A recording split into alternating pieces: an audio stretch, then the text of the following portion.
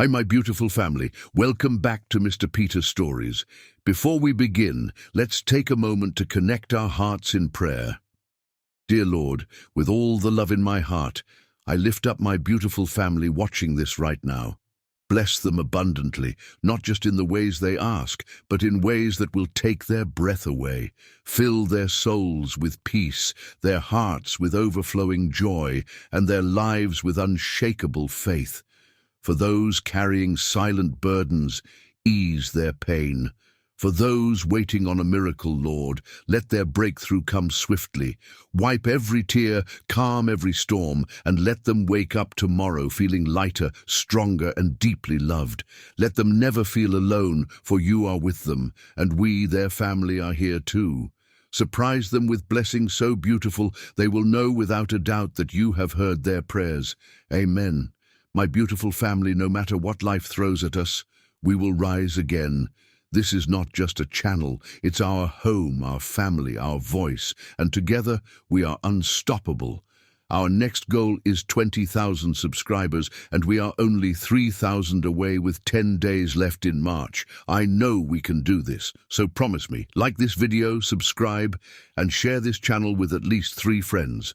Let's build something greater than numbers, a movement of love, hope, and unbreakable unity. Now, my beautiful family, let's make our presence felt. Comment below, "We are Mr. Peter." Let the world see our strength, our love, and our unstoppable spirit. With all my heart, let's proceed with love. Chapter 1. The Waitress of Willow Creek. The morning sun filtered through the dusty windows of Rosie's diner, casting long shadows across the worn linoleum floor. Lorna Carter wiped a bead of sweat from her brow as she balanced 3 plates along. Her arm, a skill perfected over years of necessity rather than choice. "Order up for table 7, she called out with practiced cheerfulness, though the smile didn't quite reach her eyes. At 26, Lorna had the weathered look of someone who had seen too much too soon. Her rich, dark skin glowed warmly, even in the harsh diner lighting, and her tight coils of black hair were pulled back in a practical bun at the nape of her neck. Her uniform, though impeccably clean, had been mended more times than she cared to count. The lines around her expressive brown eyes weren't from laughter, but from nights spent poring over bills by lamplight, trying to stretch dollars that refused to multiply. "You're an angel, Lorna," Mr. Peterson said as she set down his usual breakfast. 2 eggs over easy, toast, no butter. His wrinkled hand shook slightly as he reached for the coffee. "Just doing my job," she replied, but squeezed his shoulder gently. The old widower came in every morning at precisely 7:30, one of the many fixtures in Willow Creek that made the small southern town feel both comforting and suffocating. As the morning rush ebbed, Lorna took a moment to lean against the counter, massaging her lower back. 3 years since her mother's passing, and the weight of it all still felt fresh. The medical bills that had piled up during Elaine Carter's long battle with cancer, the predatory loan her mother had taken out in desperation, the modest house that now stood empty because Lorna couldn't bear to sell it, but couldn't afford to live in it either. "You look like you're carrying the world again," said Marlene, the 60-something cook who'd known Lorna since she was in pigtails. She slid a plate of untouched pie across the counter. "Eat something. You're getting too thin." Lorna shook her head. "Can't afford the calories or the charity, Marlene." "It's not charity when it's family," Marlene insisted, but didn't push further. She knew better than most how fierce Lorna's pride had become, a shield against a world that had given her little reason to trust in kindness. The afternoon dragged on, each hour marked by the steady ticking of the clock above the register. Lorna moved on autopilot, refilling coffees, taking orders, making change. Her mind wandered to the stack of bills waiting in her small apartment above the hardware store.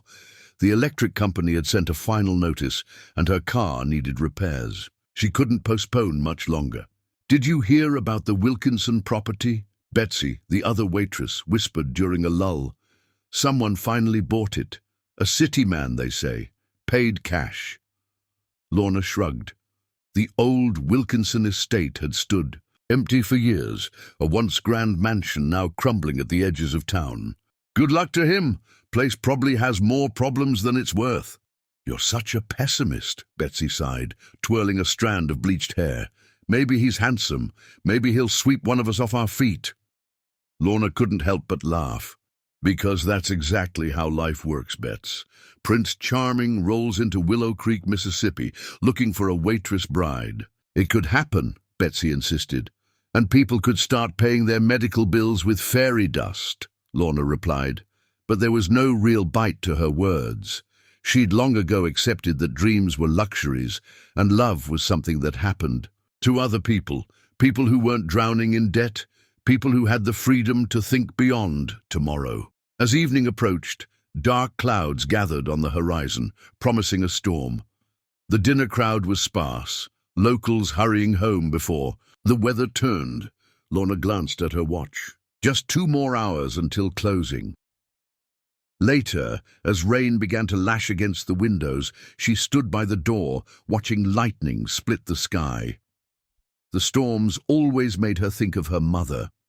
How Elaine would pull Lorna onto the porch swing during summer thunderstorms, telling her that nature was just reminding them how small they really were.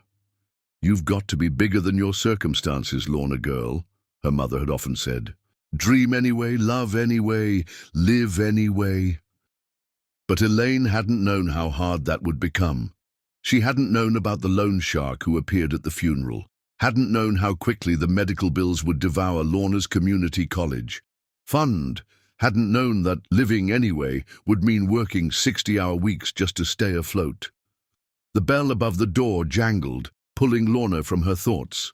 She turned, ready with a practiced smile, only to find Marlene holding out a thick envelope. It's from Tommy at the bank, Marlene said quietly. He said the payment's late again. Lorna took the envelope with numb fingers, already knowing what it contained. Another warning, another threat, veiled in legal language. The house, her childhood home, the last place she'd seen her mother smile, was slipping away, one missed payment at a time. I've got some savings, Marlene offered. Not much, but...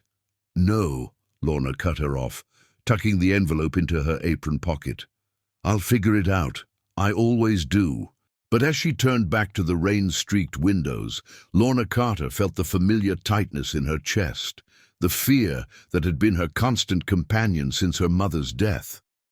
In Willow Creek, dreams died quiet deaths, and love was just another luxury she couldn't afford.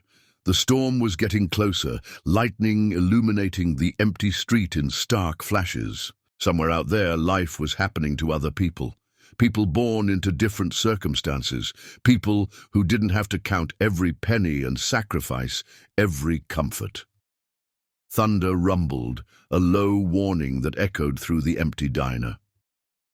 Little did Lorna know that with the storm, everything was about to change. Chapter 2. The Air in the Storm. William Ashford cursed under his breath as his Aston Martin sputtered and died on the rain-slicked road. The navigation system had failed 20 miles back, sending him down this God-forsaken country highway instead of toward the interstate. Now, as rain hammered against the windshield and lightning cracked overhead, his $100,000 car had betrayed him like a cheap rental. Perfect, he muttered, pulling out his phone only to find no signal. Absolutely perfect. At 32, Will was unaccustomed to things not bending to his will. As the sole heir to Ashford Gold, a mining empire worth billions, problems were things other people solved for him. Inconveniences were removed before they could touch his life. Yet here he was, stranded in what appeared to be the middle of nowhere, Mississippi, during what felt like the apocalypse. Through the curtain of rain, he spotted a flickering neon sign about half a mile ahead. Weighing his options, wait in the car indefinitely or brave the storm, Will grabbed his leather jacket from the passenger seat and stepped out into the deluge. By the time he pushed open the door to Rosie's diner, he was soaked through, his Italian leather shoes squelching against the floor tiles, his dark hair plastered to his forehead. The few patrons inside turned to stare, conversation dying as they assessed the stranger in their midst. "Looks like somebody forgot their umbrella," a middle-aged woman behind the counter remarked, setting down the mug she'd been wiping. Will forced a smile, his usual charm dampened along with his clothes. "My car broke down about half a mile back. Any chance there's a mechanic still open?" A collective chuckle rippled through the diner. "Mike's garage closes at 5, honey," the woman said, not unkindly. "And it's pushing 9 now. You're welcome to use our phone to call a tow, but it'll be morning before anyone comes out in this weather." Will ran a hand through his wet hair, frustration building. He'd been on his way to a meeting in New Orleans, a meeting that could expand Ashford Gold's holdings significantly. His father had finally trusted him with this negotiation, and now he was going to miss it because of a faulty car and a backwater town. "Great," he said, not bothering to hide his irritation. "Just great." "Coffee's hot," came a new voice, cool and unimpressed. "Might improve your attitude." Will turned to find a waitress watching him with frank assessment. Unlike the older woman, there was no kindness in her expression, just a steady gaze that seemed to look right through his expensive clothes to find him wanting. For a moment, Will was too startled to respond. Women didn't usually speak to him that way. Women usually noticed his watch, Patek Philippe, worth more than most people's cars, his shoes, handmade in Milan, the casual confidence that came from never having to worry about money. They noticed and they adjusted accordingly, voices softening, smiles appearing, interest kindling. But this woman just stood there, coffee pot in hand, looking at him like he was any other rain-soaked traveler who'd interrupted her evening. "Excuse me," he finally managed. "Coffee?" she repeated, gesturing toward a booth with her free hand. "You look like you could use some, or would you prefer to stand there dripping on our clean floor all night?" Will found himself moving toward the booth without argument, an unusual experience for a man accustomed to giving orders rather than taking them. As he slid onto the vinyl seat, she poured coffee into a mug without asking if he wanted it, then set a menu in front of him. "Kitchen closes in 30 minutes, she informed him. "The Cozy Inn has rooms if you're stuck overnight." Though it's nothing fancy, up close, Will could see that she was beautiful, but in an unpolished way, all natural features and no artifice. Her tight coils of black hair were pulled back, revealing deep brown skin that seemed to radiate warmth, and a face that could have graced magazine covers with the right styling. But it was her eyes that held him, rich brown with golden undertones, direct and unimpressed. "I'm Will," he said, extending his hand automatically. She glanced at it but didn't take it. "I'm your waitress. What can I get you?" Something in Will's ego bristled at the dismissal. He was William Ashford, for God's sake. His family name opened doors around the world. His business card alone could change someone's life. "Do you know who I am?" The words slipped out before he could stop them, immediately making him sound like every entitled rich boy he'd ever claimed not to be. The waitress raised an eyebrow. "Should I?" Before Will could respond, she turned away to attend to another table, leaving him with his cooling coffee and wounded pride. He watched her move efficiently through the diner, refilling cups, clearing plates, exchanging easy conversation with the locals. There was a quiet dignity in her movements, a self-possession that intrigued him despite his annoyance. When she returned, he'd composed himself. "I apologize for being short. It's been a frustrating evening." She seemed surprised by the apology, her expression softening slightly. "It happens. Have you decided on food or just coffee? What would you recommend?" "Meatloaf's good. So is the chicken and dumplings." Will nodded. Chicken and dumplings, then. She scribbled on her pad and turned to go, but Will found himself not wanting her to leave just yet. I didn't catch your name. She paused, studying him for a moment, as if deciding whether he deserved the information. Lorna, she finally said. Lorna Carter. Nice to meet you, Lorna Carter. She didn't return the sentiment, just nodded and headed toward the kitchen. Will found himself staring after her, puzzled by his own reaction. Women usually fawned over him, not dismissed him. The novelty was unsettling and strangely refreshing. By the time his food arrived, the diner had emptied except for an elderly man nursing a cup of tea in the corner.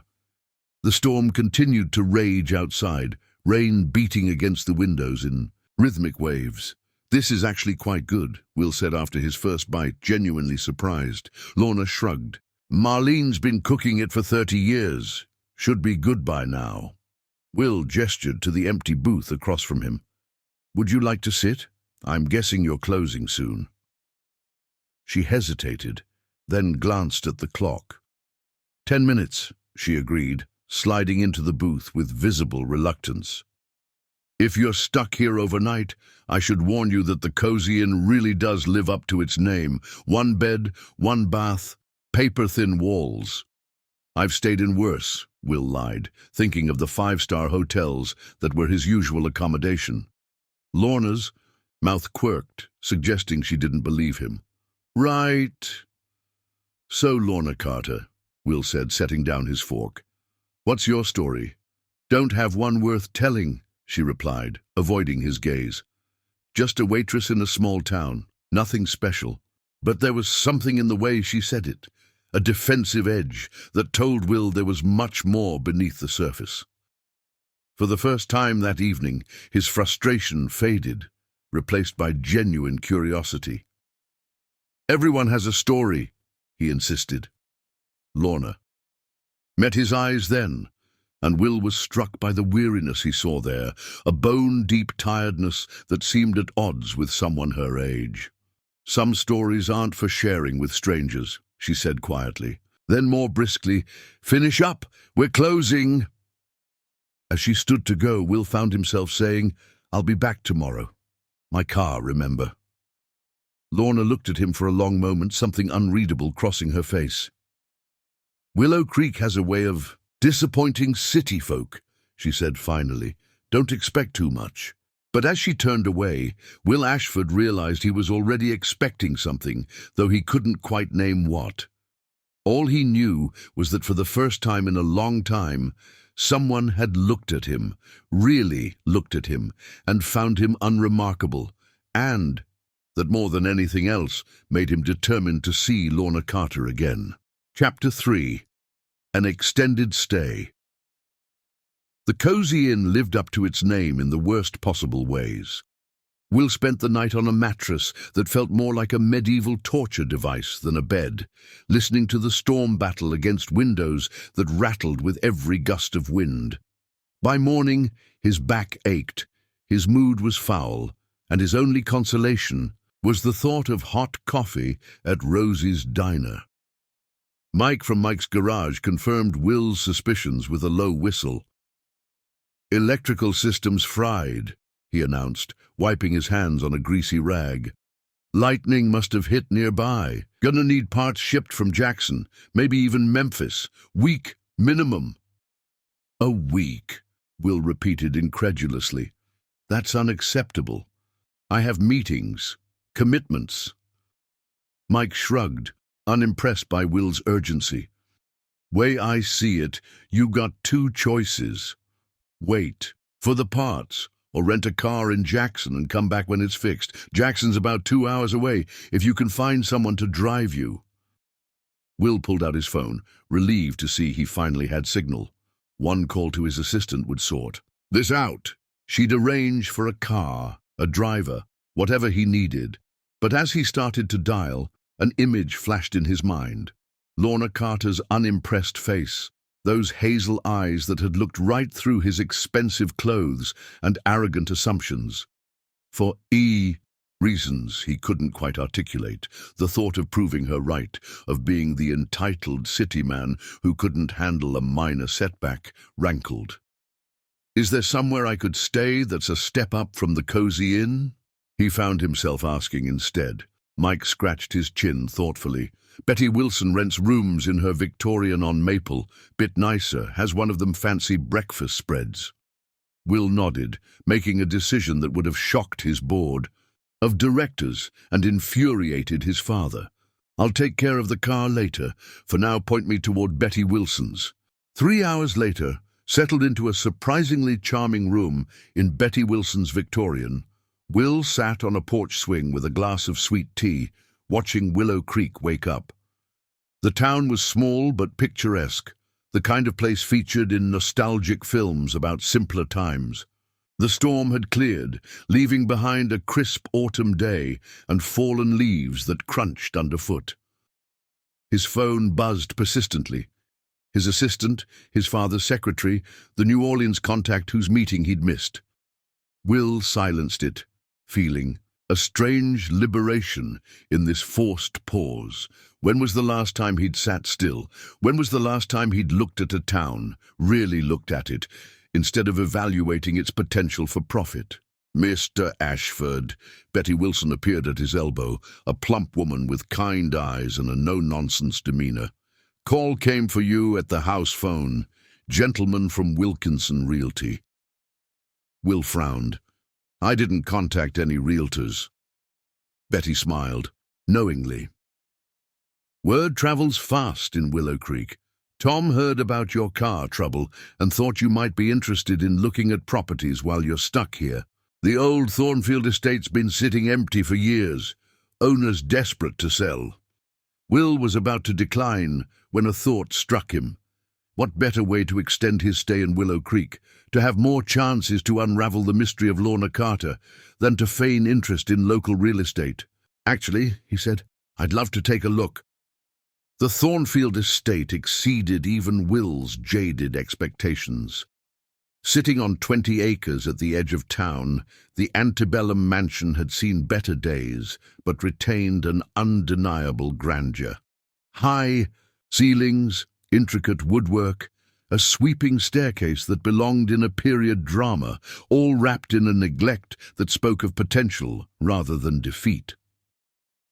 Owners asking $800,000, Tom Wilkinson said, watching Will's face carefully. But between us, he'd take $650 cash. Place needs work, but the bones are solid.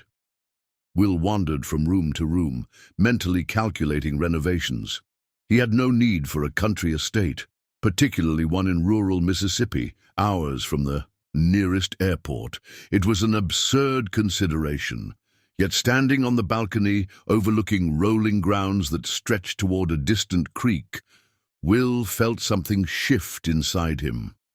The constant pressure that accompanied his position at Ashford Gold, the expectations, the legacy, the cutthroat boardroom politics, seemed to recede here, replaced by a silence that felt almost like peace. I'll take it, he heard himself say. Tom Wilkinson nearly dropped his clipboard. Just like that. Don't you want to think it over? Maybe consult. 600,000 cash, Will interrupted. I can have the money transferred today. By noon, Will Ashford was the unlikely owner of a dilapidated southern mansion with no clear plan for what to do with it. The purchase made no logical sense, yet as he signed the papers, he felt more certain about this impulsive decision than he had about multi-million-dollar corporate acquisitions. First order of business, he told Tom. I need recommendations for local contractors, gardeners, housekeepers, anyone who can help make this place livable. Tom rattled off names, clearly still dazed by the swift sale. And you'll be staying at Betty's while renovations start? Will shook his head. I'll stay here, just need a bed and the basics. When Tom left, Will stood in the cavernous foyer, listening to the silence. There were 1,000 reasons this was a bad idea. His father would see it as another example of his impulsiveness. His assistant would panic about his extended absence. The board would question his commitment. But for the first time in years, Will was making a decision based solely on what he wanted, not what was expected of him, and what he wanted, inexplicably, was to understand why Lorna Carter's indifference bothered him so much. At 5 o'clock, Will walked into Rosie's diner, for the second time, now dressed casually in jeans and a simple button-down he'd purchased from the town's one clothing store. The dinner rush was just beginning, and he slid into the same booth he'd occupied the night before. Lorna appeared with a coffee pot, surprise flickering across her face before she schooled her features into practiced neutrality. "You're still here," Will offered a smile. "Car won't be fixed for at least a week." "Poor you," she said, but there was less edge to her voice than the night before. "Coffee again?" "Please." She filled his cup, then hesitated. "Did you find somewhere better to stay than the cozy inn?" "Actually, I bought a house." The coffee pot nearly slipped from her hand. "You what?" "The old Thornfield estate," Will said, enjoying her shock. "Signed the papers this morning." Lorna stared at him like he'd announced he was adopting a family of aliens. "You purchased a mansion because your car broke down. Who does that?" Will shrugged. "I've been looking for a country property. The timing seemed right." It was a lie, of course, but he couldn't very well admit the truth, that he'd bought an entire estate on a whim because a waitress had piqued his interest by not falling at his feet. Lorna shook her head, something like amusement tugging at her lips. "You city people are a different species." She glanced around the busy diner. "I should get back to work." "Have dinner with me," Will said abruptly, "after your shift." The request clearly caught her off guard. "Why would I do that?"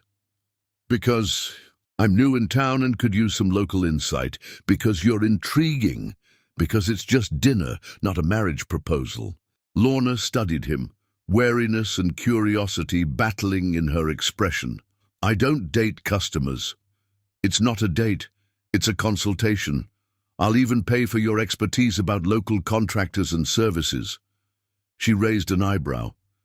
"You want to pay me for dinner conversation?" Will realized how it sounded and backtracked quickly. "No, I just meant—" "My shift ends at 9, she interrupted, a hint of challenge in her voice. "But you should know that my expertise doesn't come cheap, Mr. Ashford," he supplied. Will Ashford. Something flickered in her eyes. Recognition, perhaps, but it was gone so quickly he might have imagined it. 9 o'clock, Mr. Ashford. Don't be late." As she walked away, Will felt an unfamiliar sensation in his chest, a lightness, an anticipation. For the first time in longer than he could remember, he was pursuing something, someone, purely because he wanted to, not because it was advantageous or expected. Willow Creek, Mississippi, with its slow pace and simpler ways, was supposed to be an inconvenient detour in Will Ashford's carefully mapped life. Instead, it was beginning to feel like exactly where he needed to be. Chapter 4. Walls beginning to crumble. 9 o'clock came with agonizing slowness. Will had returned to the estate after dinner, trying to distract himself by making lists of renovations and calling contractors from Tom Wilkinson's recommendations. But his thoughts kept drifting back to Rosie's diner, to Lorna Carter and her guarded eyes. When he finally returned, the diner was nearly empty. Lorna stood by the register, counting out her tips with methodical precision. She'd changed from her uniform into jeans and a simple green sweater that brought out the gold flecks in her eyes. Her hair was down now, falling in soft waves past her shoulders. Will paused in the doorway, struck by how different she looked, softer somehow, less armored, though the wariness remained in her posture. "Right on time," she observed, tucking the money into her purse. "I'm impressed." "I value punctuality," Will replied, "and good company." Lorna gave him a skeptical look. "You don't know if I'm good company yet." "I'm optimistic." She shouldered her purse, gesturing toward the door. "So, where are we going?"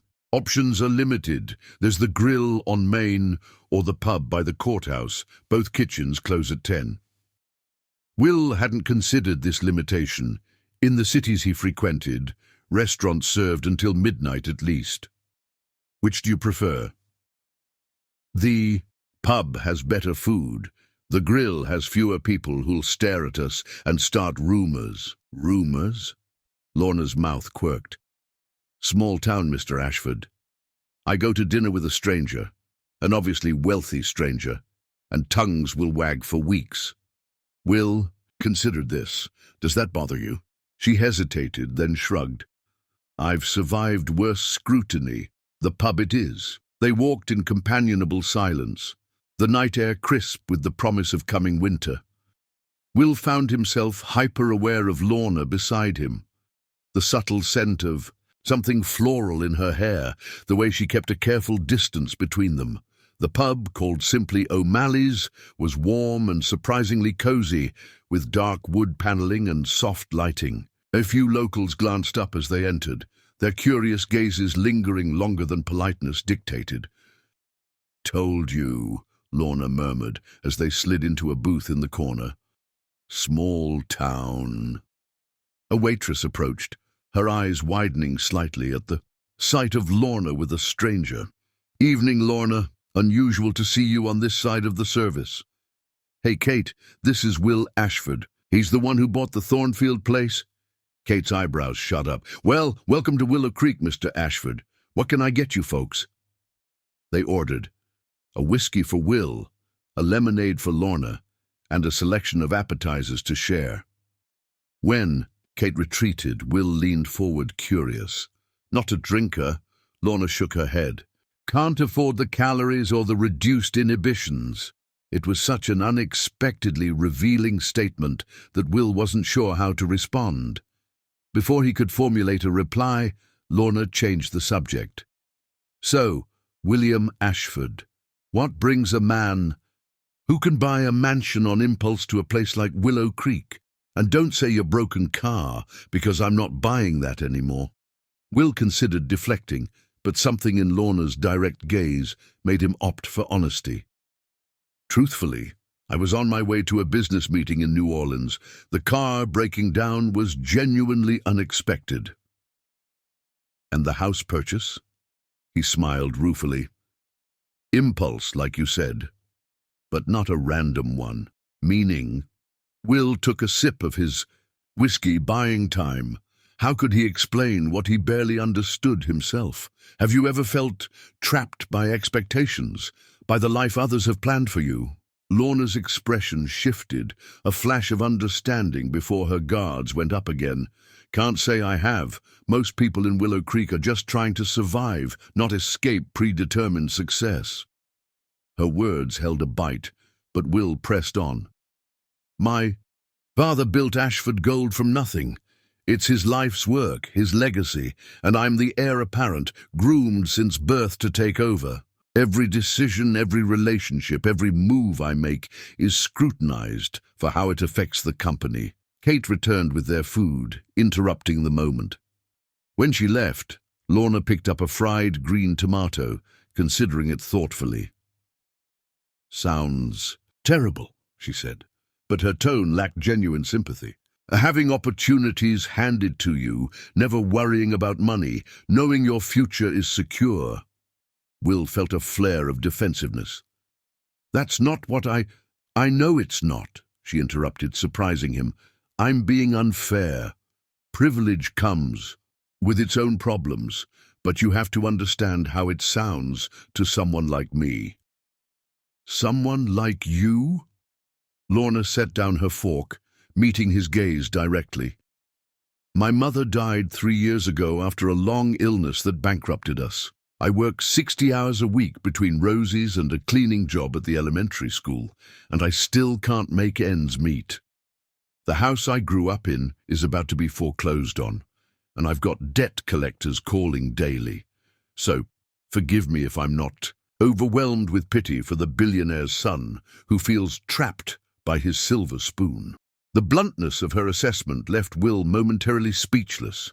Most people in his life tiptoed around him, careful not to offend the Ashford heir. Lorna's raw honesty was as refreshing as it was uncomfortable. "I'm sorry about your mother," he finally said. "That sounds incredibly difficult."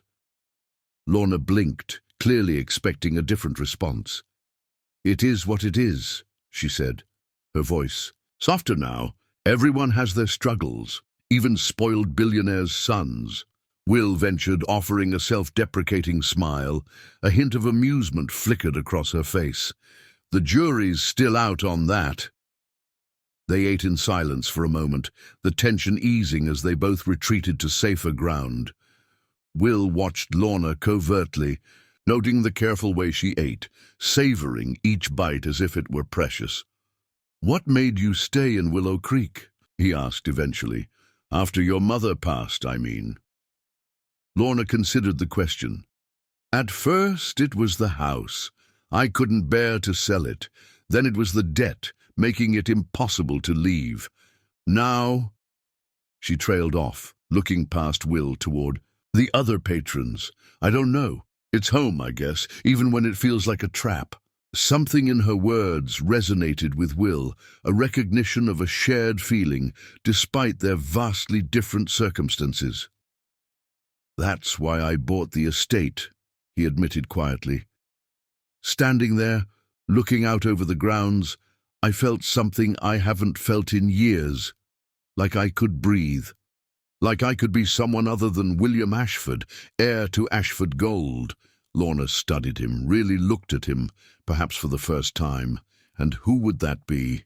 Who would you be, if you could choose?" It was such a simple question, yet Will found himself without an answer. Who was he, stripped of his family name and fortune? What did he want, beyond what had been laid out for him since birth? "I don't know," he confessed. "I've never had the chance to find out." A curious softening appeared in Lorna's expression. Not pity, but something closer to understanding. Before she could respond, a commotion at the bar drew their attention. A middle-aged man had risen unsteadily from his stool, pointing directly at their table. "That's her," he slurred loudly. "Elaine Carter's girl, sitting pretty with some rich out-of-towner while she owes half the town money." Lorna went rigid, her face draining of color. Around them, conversation died as everyone turned to look. "Earl," the bartender warned, "that's enough. Go home." But Earl was beyond reason, stumbling toward their table with drunken determination. "My wife worked at the hospital, saw the bills, saw what your mama did to afford treatment. And here you are, acting high and mighty, while decent folks get stiffed." Will stood, placing himself between Earl and Lorna. "I think it's time for you to leave." Earl squinted up at Will, swaying slightly. "Who the hell are you?"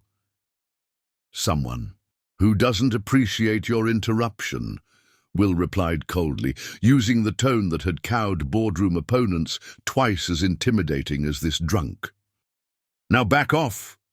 For a tense moment, it seemed Earl might try something stupid. Then the bartender appeared at his elbow, guiding him firmly toward the door. "Come on, Earl. Lisa's waiting for you at home." As they left, an uncomfortable silence fell over the pub. Will turned to find Lorna already on her feet, gathering her purse with trembling hands. "I should go," she said, not meeting his eyes. "Lorna, wait." "Thank you for dinner," she cut him off, her voice tight with restrained emotion, "and for that, but I need to go." Before Will could protest, she was moving through the pub, head high despite the whispers that followed her. He threw money on the table and hurried after her, catching up as she reached the sidewalk outside. "Lorna, stop, please." To his surprise, she did, but kept her back to him, shoulders tense under her thin sweater. The night had grown colder, and he noticed she was shivering. "Take my jacket," he said, already shrugging it off. "I don't need your charity," she replied, but the words lacked conviction. "It's not charity, it's a jacket, and you're cold." After a moment's hesitation, she allowed him to drape it over her shoulders. She turned finally, her eyes bright with unshed tears she seemed determined not to release. "What that man said," Will began, "is nobody's business," she finished firmly. "Least of all yours." Will studied her face in the soft glow of the street lamp, the stubborn set of her jaw, the vulnerability she fought so hard to hide. In that moment, something shifted in his chest, a recognition that went beyond curiosity or attraction. "Let me walk you home," he said softly. Lorna hesitated, then nodded once. They walked in silence through the quiet streets, the distant sound of cicadas, the only accompaniment to their footsteps. When they reached a small apartment above the hardware store, Lorna slipped his jacket from her shoulders and handed it. "Back, thank you," she said simply. Will took the jacket, their fingers brushing briefly. "I'd like to see you again." Lorna regarded him with wary eyes. "I don't think that's wise." "Probably not," Will agreed, "but I still want to." A ghost of a smile flickered across her face. "Good night, Mr. Ashford." As he watched her disappear inside, Will knew with absolute certainty that Willow Creek was about to become much more than a temporary detour in his carefully planned life. Chapter 5. Summer Storms and Candlelight. 3 weeks later, the Thornfield estate had begun to transform under Will's direction. Local contractors swarmed the property daily, repairing, renovating, and restoring the old mansion to its former glory. Will had thrown himself into the project with unexpected passion, personally overseeing every detail from structural repairs to paint colors. His father had called daily at first, his messages growing increasingly frustrated as Will continued to delay his return. The board was in an uproar. The New Orleans deal had fallen through, and George Ashford's patience was wearing dangerously thin. Will had finally placated him with a promise to return after settling matters with the estate, a vague timeline that bought him more time in Willow Creek, more time to see Lorna. After that first night, he'd returned to Rosie's diner daily, sometimes for breakfast, sometimes for dinner, always taking a seat in her section. Their interactions had evolved from cool professional courtesy to something warmer, not quite friendship, but an understanding of sorts. She no longer looked at him with suspicion, and occasionally, when he said something particularly ridiculous, she would laugh, a genuine sound that transformed her face and left Will wanting more. Tonight, as summer settled fully over Mississippi, bringing with it oppressive humidity and the promise of storms, Will sat at his usual booth, watching Lorna move efficiently between tables. The dinner rush had ended, leaving only a few lingering customers. Outside, lightning flashed, illuminating the darkening sky. "Looks like another big one coming," Marlene commented as she refilled his coffee. "They're saying power might go out again." Will nodded, remembering the storm that had first brought him to Willow Creek.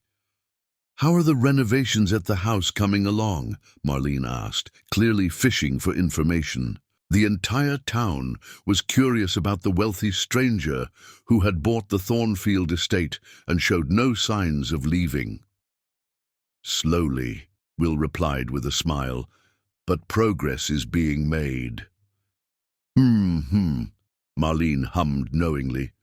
"And I suppose our Lorna's expert local advice has been helpful." Will felt heat rise to his face, surprising himself. When was the last time he'd blushed? "She's been very informative about the town's history." Marlene gave him a look that said she wasn't fooled. "I've known that girl since she was in diapers. She's special, tougher than most, but with a heart that's taken too many hits. You understand what I'm saying?" The warning was clear, and Will appreciated her directness. "I do, and I agree." Before Marlene could respond, the diner plunged into darkness as the power failed. Outside, thunder crashed so loudly the windows rattled. "Everyone stay calm," Marlene called out. "We've got candles and flashlights. Happens all the time." Within minutes, the diner was bathed in the warm glow of candlelight. The few remaining customers paid their bills and hurried out into the momentary lull in the rain, eager to get home before the worst hit. Soon, only Will, Lorna, and Marlene remained. "No sense in you trying to drive out to that estate in this weather," Marlene told Will. "Roads flood quick around here. I can wait it out," Will assured her. Marlene glanced between him and Lorna, a knowing smile playing at her lips. "Well, I'm heading upstairs. I live in the apartment above the diner," she explained to Will. "Lorna, you'll lock up?" Lorna nodded. "Go on, I'll finish here." After Marlene left, an intimate silence fell over the candle-lit diner. Lorna busied herself wiping down tables, her face half in shadow, half illuminated by golden light. Will watched her, struck by how the simplest tasks seemed graceful when she performed them. "You don't have to stay," she said without looking at him. "I'm sure the roads to the estate are still passable." "I'd rather be here," Will replied honestly. Lorna paused, dish towel in hand, finally meeting his gaze. "Why? Why are you still in Willow Creek, Will? Your car was fixed weeks ago." The directness of the question caught him off guard. He could have deflected, mentioned the estate renovations or business calls, but something in the candlelight and the drumming rain outside pushed him toward honesty. "Because of you," he said simply. Lorna went very still. "That's a terrible reason." "Is it?" She set down the towel and moved to his booth, sliding into the seat opposite him. In the flickering light, her expression was both vulnerable and determined. "You don't know me. Not really." "I'd like to." Lorna shook her head. "You live in a different world, Will. Whatever this is, curiosity, attraction, boredom, it isn't real. It can't be." "Why not?" "Because you'll leave," she said, the words holding the weight of old pain. "People like you always do. And then what? I'm still here, still drowning in debt, still stuck." Will reached across the table, covering her hand with his. To his surprise, she didn't pull away. "What if I don't want to leave?" "You will," she insisted, but her voice had softened. "Your father's company, your life in the city. It's all waiting for you. This is just a vacation from reality." "Maybe reality is overrated," Will said. "Maybe I've been living someone else's life for so long, I've forgotten what it feels like to want something for myself." A flash of lightning illuminated her face, uncertain, yearning, afraid. "And what is it that you want, Will Ashford?" The question hung between them, charged with possibility. Outside, the storm raged, but inside the diner, time seemed suspended. "This," Will said, and leaned across the table to kiss her. For a heartbeat, Lorna remained frozen. Then her hand came up to cup his cheek as she returned the kiss, with a hesitant tenderness that soon gave way to something deeper. When they finally broke apart, both were breathing unevenly. "That's a mistake," Lorna whispered, but she was smiling, a real smile that reached her eyes and transformed her face. "Best mistake I've ever made," Will replied, his thumb tracing the curve of her cheek. "I'd like to make it again." This time when they kissed, there was no hesitation, only the certainty of something that had been building since that first rain-soaked night. In the candlelight of an empty diner, as summer storms raged outside, Will Ashford and Lorna Carter surrendered to the feelings they'd been fighting for weeks, and for that moment at least, the vast differences in their worlds didn't matter at all. Chapter 6. Love Against Reason. The weeks that followed unfolded like a dream, one that neither Will nor Lorna quite believed they deserved. A summer settled fully over Willow Creek, bringing languid days that stretched into star-filled nights, each hour precious and fleeting. By day, Will continued renovations on the estate, throwing himself into the project with unexpected passion. The old mansion was coming back to life, its bones strong beneath peeling paint and neglected grounds. Local workers came to respect the billionaire's son, who wasn't afraid to roll up his sleeves and work alongside them, who knew their names and asked about their families. By night, Will and Lorna carved out moments together, building something neither had anticipated. They kept their relationship quiet at first, not a secret exactly, but private, protected from the curiosity and judgment of the small town. "I've never seen the ocean," Lorna admitted one evening as they sat on the newly restored porch of the estate, watching fireflies dance across the sprawling lawn. Will turned to her, surprised. "Never." She shook her head, a hint of embarrassment coloring her cheeks.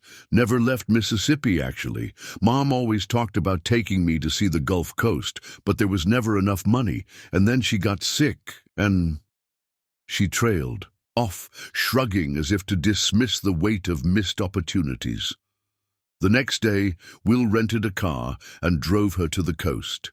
The 5-hour journey passed in comfortable conversation and companionable silence, Lorna's excitement growing as the landscape changed around them. When they finally crested the last hill and the Gulf of Mexico spread before them, vast and glittering under the summer sun, her sharp intake of breath was worth every mile.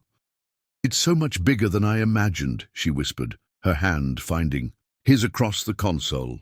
They spent the day walking barefoot along the shore, collecting shells and eating seafood at a weathered restaurant with views of fishing boats bobbing in the harbor. Will watched Lorna's face as she experienced each new sensation, the taste of fresh oysters, the feel of salt spray on her skin, the sun warming her beautiful dark complexion, the vastness of a horizon where sky met water in an endless blue. Embrace. See, something shifted in him that day, watching her simple joy in experiences he had always taken for granted. The realization struck him with startling clarity. He was falling in love with Lorna Carter, this stubborn, proud woman who had never seen the ocean. For Lorna, the revelation came more slowly, tempered by caution born of hard experience. Each time Will uncovered another layer of her life, the second job cleaning at the elementary school, the mounting medical bills still arriving 3 years after her mother's death, the childhood home she could no longer afford but couldn't bear to lose. She waited for judgment or pity. Instead, she found understanding and a respect that demanded nothing in return. "You make me forget," she told him one night as they lay on a blanket beneath the stars, the summer air heavy with the scent of magnolias. "Forget what?" Will asked, his fingers tracing lazy patterns on her arm. "The difference," she said simply, "between your world and mine." But the difference remained, an unspoken shadow at the edges of their happiness. Will's phone rang daily with calls from his father's office, from board members, from business associates, wondering when the Ashford heir would return to his responsibilities. Each time, Will would step away to answer, his voice shifting into the crisp, authoritative tone of William Ashford corporate scion. Each time, Lorna was reminded that their summer idyll was exactly that, temporary, unsustainable, a beautiful dream from which they would eventually wake. The town noticed, of course. Whispers followed Lorna at the diner, some curious, some envious, some openly disapproving. The local paper ran a small piece about the mysterious millionaire renovating the Thornfield estate, speculating about his extended stay in Willow Creek. "They're saying I'm after your money," Lorna told Will one evening, her tone deliberately light, though her eyes betrayed her hurt. Will pulled her closer on the porch swing, pressing a kiss to her temple. "And what am I after, according to local gossip? Small-town experience, slumming it, a summer fling before returning to your real life." The words hung between them, giving voice to the fears Lorna still harbored, despite weeks of growing trust. "Is that what you think this is?" Will asked quietly. Lorna hesitated, then shook her head. "No. But sometimes I'm afraid it's all it. Or can be."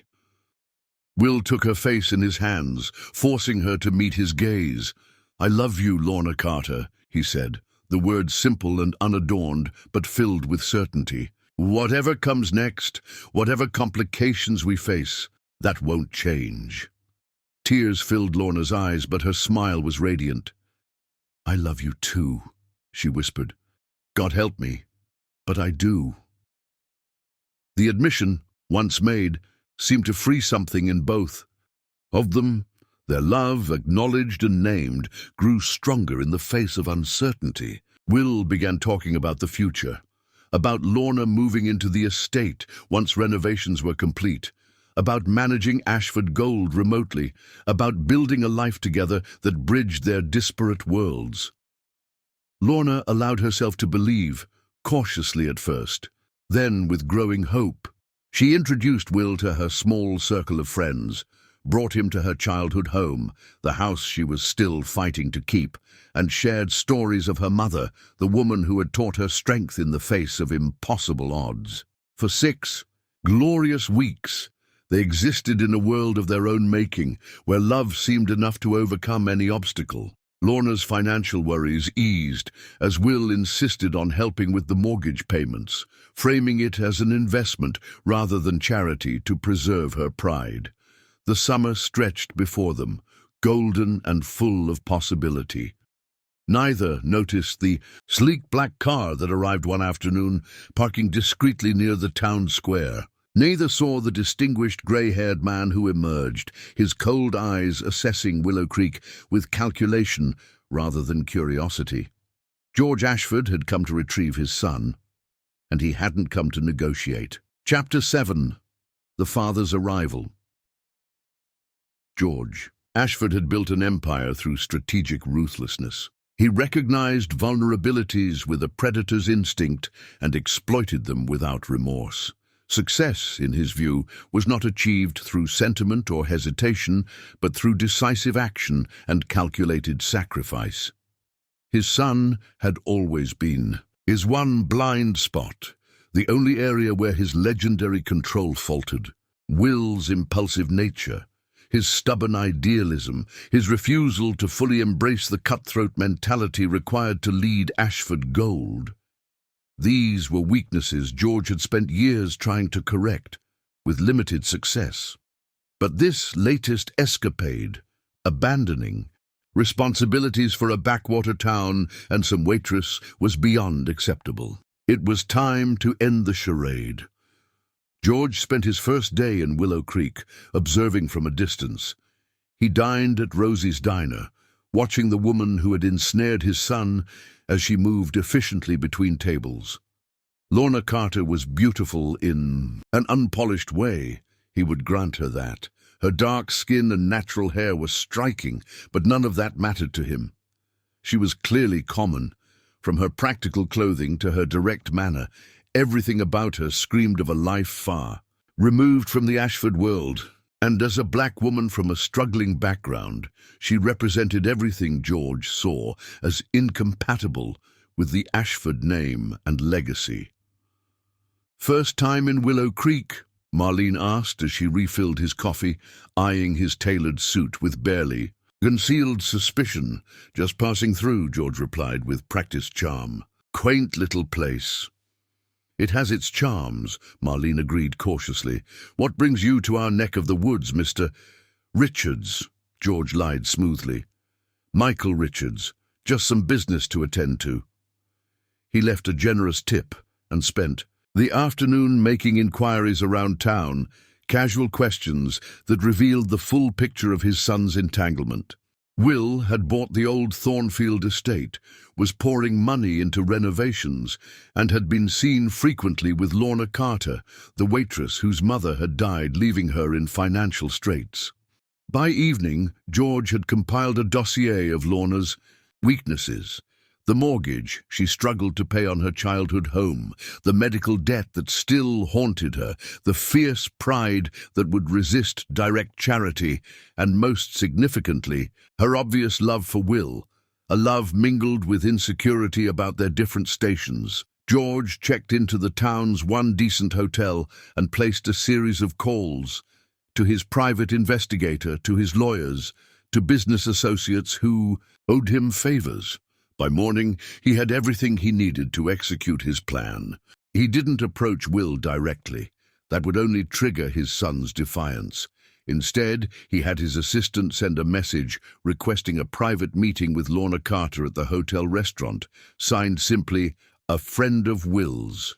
Lorna arrived, precisely on time, curiosity evident in her expression as she scanned the upscale restaurant. When her eyes landed on George, recognition flickered across her face. She had seen him before, perhaps in photographs with Will. "Ms. Carter," George rose, gesturing to the chair across from him. "Thank you for coming." Lorna hesitated, wariness replacing curiosity. "You're Will's father." "George Ashford," he confirmed, studying her reaction. "Please join me."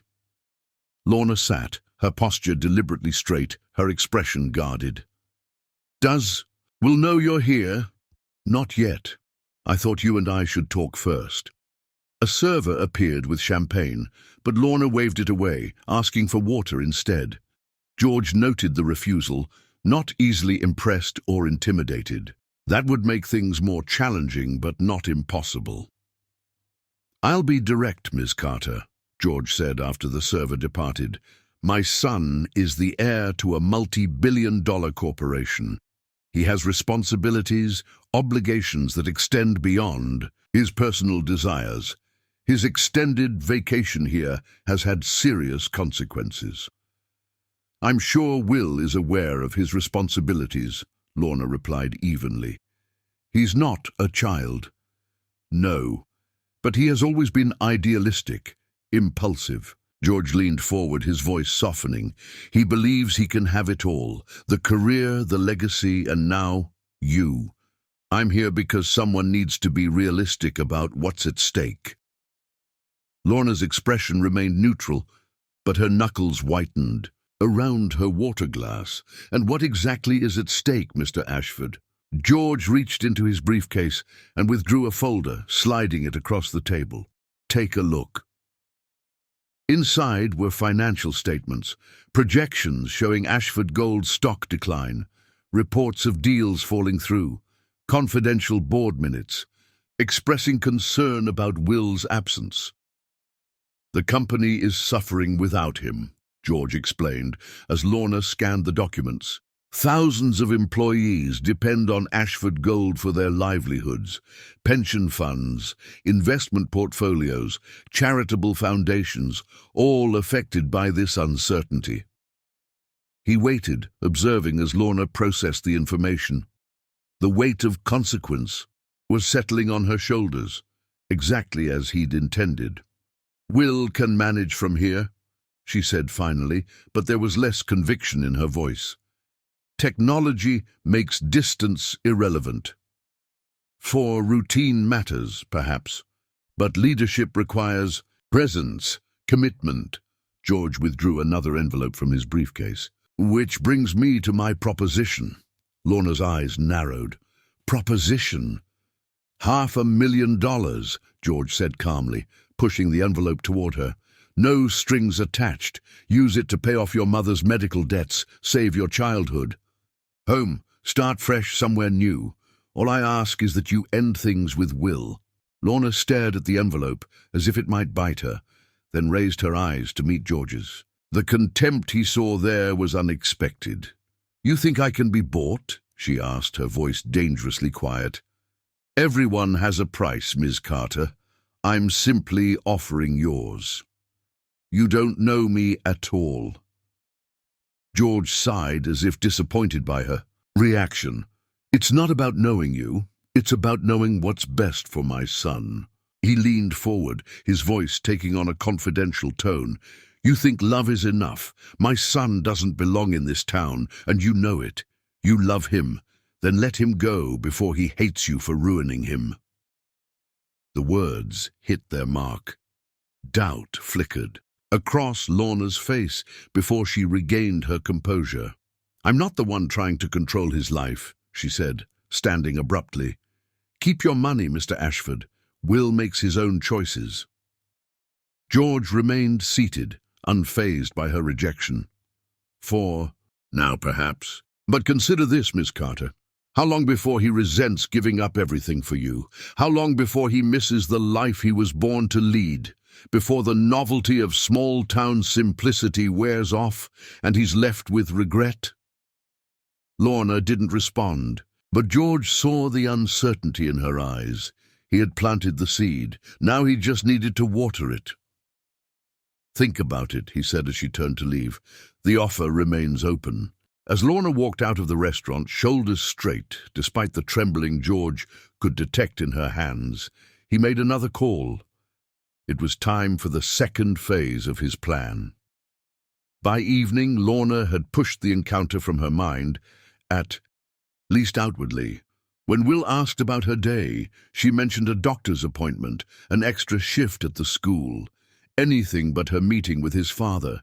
She told herself it was to protect Will from unnecessary conflict, but deep down she knew George's words had lodged like splinters beneath her skin. Did she have the right to keep Will from his destiny? Was her love enough compensation for all he would sacrifice to stay in Willow Creek? These questions haunted her as days passed, and George Ashford maintained a subtle presence in town. He never approached Will directly, but Lorna would catch glimpses of him watching from a distance, his expression calculating. The pressure of his unspoken judgment added to her growing unease. Then came the call that changed everything. Vincent Hale's voice oozed through the phone like poison, smooth and deadly. "Long time no see, Lorna. Remember me? Your mama sure did." Lorna's blood ran cold. Vincent Hale, the loan shark who had preyed on her mother's desperation, offering money for cancer treatments in exchange for interest rates that ensured the debt would never be repaid. "What do you want?" she asked, her voice steadier than she felt. "Just what's owed, sweetheart, with interest. It comes to about 40,000 now. I've been patient, but patience has limits." "I don't have that kind of money." Vincent's laugh was soft and menacing. "Funny, I heard you've been keeping company with someone who does. Rich boyfriend, big fancy house. Seems like your luck's turned around." The implication was clear. Someone had told Vincent about Will. Someone had deliberately drawn the loan shark's attention back to Willow Creek, back to Lorna. "I'll figure something out," she said, trying to keep the fear from her voice. "I need time." 3 days, Vincent replied. "Then I'll be paying you a visit. And Lorna, I've learned some new ways to collect. You won't like them." The line went dead, leaving Lorna shaking. She knew Vincent's reputation, knew the stories of debtors who had crossed him. Some disappeared. Others wished they had. She wanted to turn to Will, to share this new burden, but something held her back. Pride, perhaps. Or fear that Vincent's reappearance would confirm George's warning, that she would drag Will down into her problems, tarnish his golden future with her struggles. For 3 days, Lorna carried the secret alone, her smile growing more strained, her mind constantly calculating impossible solutions. Will noticed the change in her, the distraction in her eyes, the tension in her shoulders. When he pressed, she blamed exhaustion, work stress, anything but the truth. Until Vincent Hale appeared at Rosie's diner during her shift, sliding into a booth with the casual menace of a predator, confident in his power. Chapter 8. Shadows from the past. Vincent Hale sat across from George Ashford in the private dining room of Willow Creek's upscale hotel, counting the stack of bills with practiced fingers. $50,000, $10,000 more than Lorna owed, in exchange for his performance at the diner and his continued presence in town for a few more days. "You're sure the boyfriend will pay?" Vincent asked, tucking the money into his jacket. George's smile didn't reach his eyes. "My son won't allow Lorna Carter to face threats. He'll pay, and when he does, you'll accept it. Give him signed documentation that the debt is fully satisfied, and then disappear, permanently." Vincent leaned back, studying the older man. pretty elaborate scheme just to break up your kid's romance. It's not about the romance, George replied coldly. It's about protecting my son from a disastrous mistake. The situation with your loan is simply convenient leverage. After Vincent left, George made another call. Everything was proceeding as planned. Will would feel heroic paying off Lorna's debt, but the victory would be short-lived. The final piece of George's strategy would arrive tomorrow, a reminder that some consequences couldn't be erased with money, some sacrifices were too great to ask. Across town, Will held Lorna close as they sat on the porch of the estate, watching fireflies emerge in the gathering dusk. Tomorrow, he would meet Vincent Hale, end that threat forever, and then they could move forward without shadows. "I've been thinking," Will said, his voice warm against her hair. "This house is too big for just me. Once the renovations are done, maybe you could move in." Lorna tensed slightly in his arms. "Will, not as my guest," he clarified quickly. "As my partner, we could make it a home together." The earnestness in his voice squeezed Lorna's heart. She wanted to say yes, to believe this fairy tale could be her reality, but George Ashford's warning echoed in her mind. Would Will eventually resent giving up his world for hers? "Let's deal with Vincent first," she said finally, "one problem at a time." Will sensed her hesitation but didn't press. Instead, he turned her face gently toward his, kissing her with tender certainty. "Whatever you're afraid of, Lorna, we'll face it together, I promise." Morning brought nervous anticipation. Will arranged to meet Vincent at the motel at noon, wire transfer ready, lawyers on standby to document the debt settlement. Lorna insisted on coming with him despite his objections. "It's my debt," she said firmly. "I need to see it end." They drove in tense silence, Lorna's hands clenched tightly in her lap. Will reached over occasionally to squeeze her fingers, quiet reassurance that they were in this together. Vincent was waiting outside his room, leaning against the wall with casual menace. If he was surprised to see Lorna, he didn't show it. "Brought the boyfriend, I see," he remarked, eyeing Will with calculated assessment. "Smart move." Will stepped forward, his posture relaxed, but his eyes hard. "Let's make this quick. I've prepared a wire transfer for the full amount, plus 10%. In exchange, you sign documentation releasing Ms. Carter from all obligations and agree to have no further contact." Vincent smirked. "Businesslike. I appreciate that." He gestured toward the open door of his motel room. "Got the paperwork inside. Sign and transfer, we're done." Warning bells rang in Lorna's mind. Something felt wrong. "We can do this out here," she said. Vincent shrugged. "Suit yourself. Let me grab the papers." As he disappeared into the room, Will turned to Lorna. "It's almost over," he promised. Vincent returned with a manila envelope, but he wasn't alone. A burly man followed, his hand conspicuously inside his jacket. Lorna froze, recognizing Vincent's enforcer from stories she'd heard over the years. "Change of plans," Vincent announced. "Price just went up. Considering your resources, Mr. Ashford, I'm thinking 100,000 sounds fair." Will's expression hardened. "That wasn't our agreement." "I'm renegotiating." Vincent's smile vanished. "And I suggest you cooperate. My associate here gets twitchy when deals go south." Lorna stepped forward, fury overriding fear. "This is between you and me, Vincent." "Not anymore, sweetheart. You brought money to the table, big money. That changes things." Will moved subtly, positioning himself between Lorna and the enforcer. "The original amount. Not a penny more." Tension crackled in the air as Vincent and Will stared each other down. Then, unexpectedly, Vincent laughed. "Just testing your resolve, Ashford. The original deal works."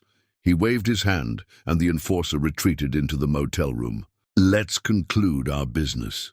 The transaction proceeded with tense efficiency. Will made the transfer, Vincent signed the release documents, and within 15 minutes, the debt that had haunted Lorna for years was officially settled. Pleasure. Doing business, Vincent said as they prepared to leave.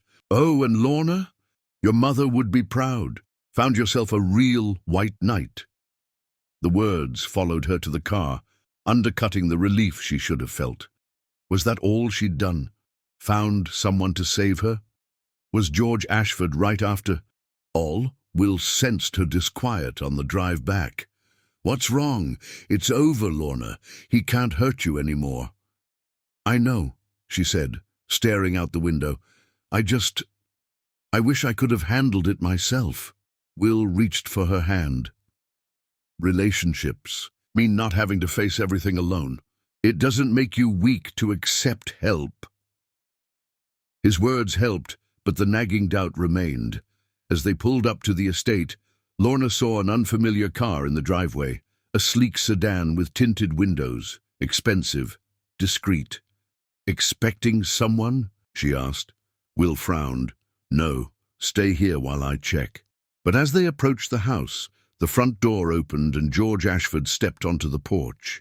His expression gave nothing away as he surveyed the couple, but his presence alone was message enough. He had come to reclaim his son. Hello, William, he said calmly. I think it's time we talked. Chapter 9. Truth and Promises. Dad. Will's voice held surprise but not pleasure as he faced his father on the porch. What are you doing here? George. Ashford's gaze shifted briefly to Lorna before returning to his son. Family business. Perhaps we could discuss it privately. Will's hand found Lorna's, fingers interlacing in silent support. Anything you need to say to me, you can say in front of Lorna. A flicker of displeasure crossed George's face before his expression smoothed back to careful neutrality. As you wish, he gestured toward the house. Shall we? Inside, George assessed the renovations with the critical eye of someone accustomed to evaluating assets. You've done well with the place, he conceded. Good investment potential. It's not an investment, Will replied. It's my home. George's eyebrow rose slightly at the declaration. He took a seat in the newly furnished living room, posture perfect despite the long drive. The board is meeting next week to discuss leadership. Transitions, your continued absence has raised concerns. Will remained standing, Lorna beside him. I've maintained contact with the executive team. All critical decisions have had my input. Input isn't leadership, George countered. Ashford Gold needs its heir present, committed. You've indulged. This detour long enough. Lorna felt Will stiffen beside her, tension radiating through his body. This isn't a detour, Dad. This is my life now. I'm not abandoning my responsibilities to the company, but I'm restructuring them to accommodate my personal choices. George's eyes narrowed.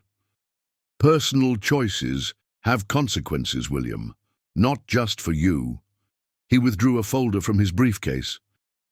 3 subsidiaries on the verge of collapse. 500 jobs at risk in the Nevada operation alone. Investment. Partners withdrawing due to leadership uncertainty. He laid out document after document, each detailing a crisis requiring immediate attention. Lorna watched the weight settle on Will's shoulders with each new problem presented. These are manageable remotely, Will insisted, but his voice held less conviction than before. George leaned forward. Son, I've respected your need for independence, but the time for games is over. People's livelihoods are at stake. Your mother's legacy is at stake. The mention of Will's mother struck a nerve. Lorna knew little about her, only that she had died when Will was in college, and that her shares in Ashford Gold had been Will's first major holding in the company. Don't bring Mom into this, Will warned quietly. George sighed, a calculated display of fatherly concern. She always worried about your tendency to follow your heart over your head. Passionate, she called it. Impulsive, I called it. He glanced at Lorna. "I see you haven't outgrown the trait." Will's patience snapped. "Enough.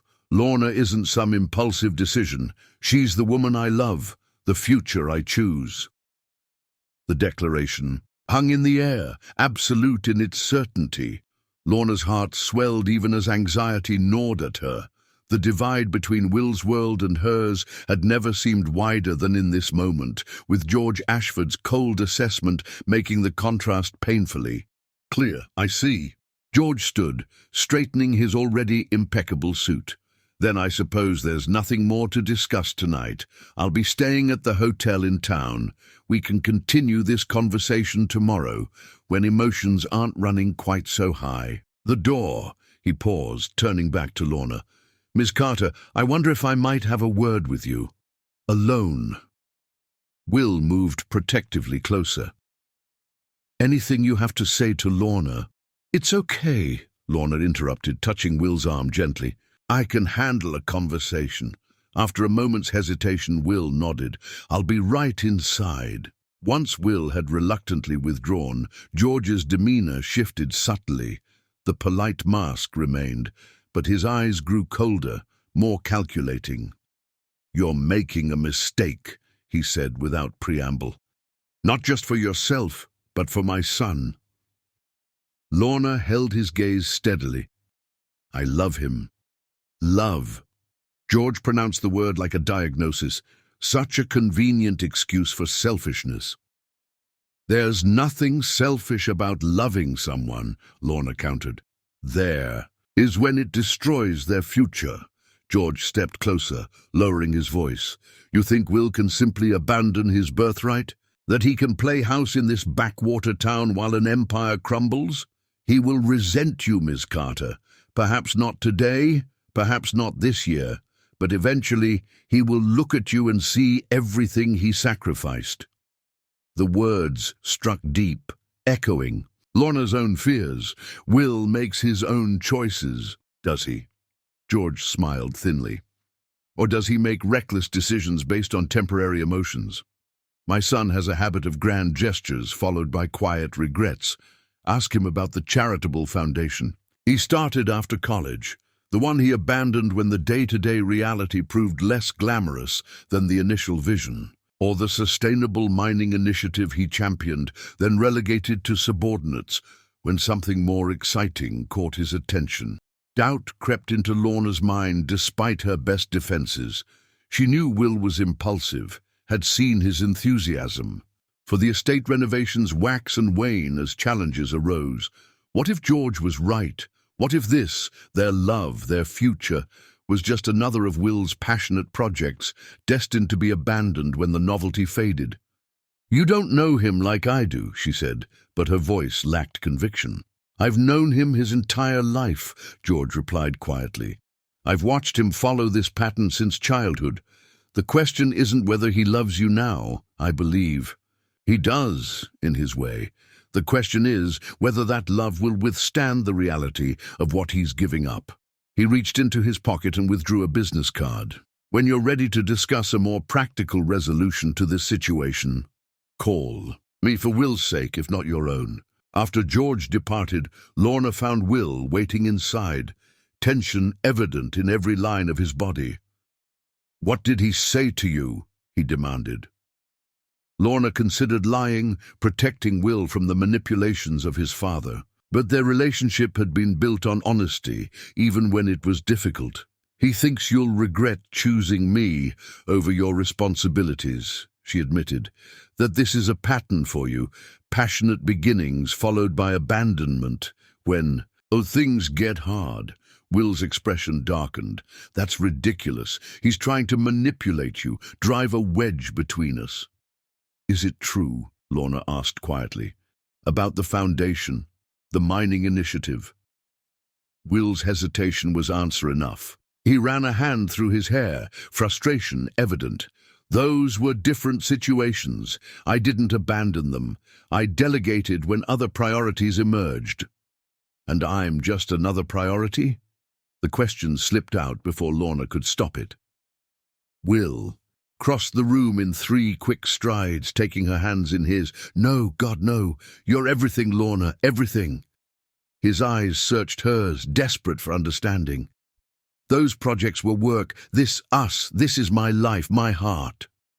Lorna wanted to believe him, needed to believe him. But George's words had found fertile ground in her insecurities, and doubt, once planted, was difficult to uproot. "Your father isn't going to stop," she said softly. "This is just the beginning." Will pulled her close, his embrace fierce with protection and promise.